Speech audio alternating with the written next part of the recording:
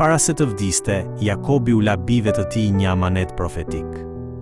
Rubeni, si i parlindur, duhej të merrte bekimin më të madh, por për shkak të mëkatit që kreu duke fjetur me Bilhan, konkubinën e atit të tij, ai mori përkundrazi mallkim.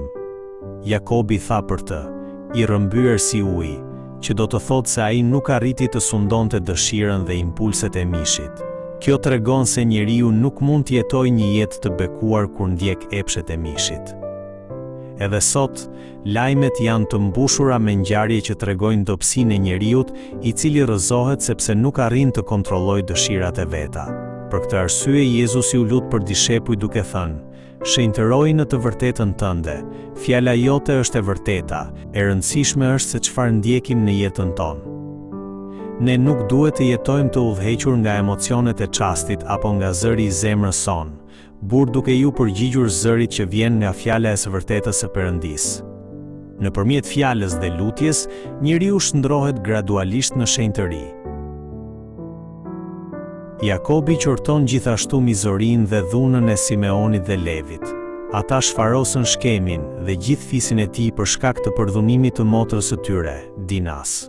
Perëndia nuk hesht përballë atyre që u shkaktojnë vuajtje të tjerëve me forcë dhe dhunë. Ai do t'i gjykojë patjetër në kohën e tij. Prandaj besimtari duhet ta besojë këtë Perëndi dhe ta mund keqen me të mirën.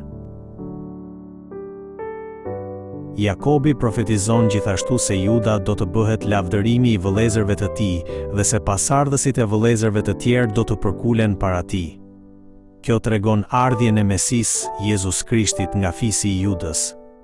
Jezusi është ai që përmbushi dhe plotësoi profecitë e dhjatës së vjetër.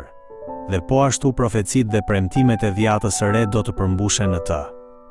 Sepse Jezusi është zotëruesi dhe sunduesi i historisë. Prandaj, edhe kur besimtari kalon kohë të vështira, ai mund të gjejë paqe duke besuar në sundimin e tij. Për Isakarin, Jakobi profetizoi se do t'u bëhej një shërbëtor i punës së detyruar. Kjo do të thotë se pasardhësit e tij do të viheshin nën sundimin e Kanaanitëve dhe gradualisht do të përthitheshin prej tyre. Ky ishte rezultati i mosbindjes ndaj urdhrit të Perëndisë për të shkatruar popujt Kanaanit.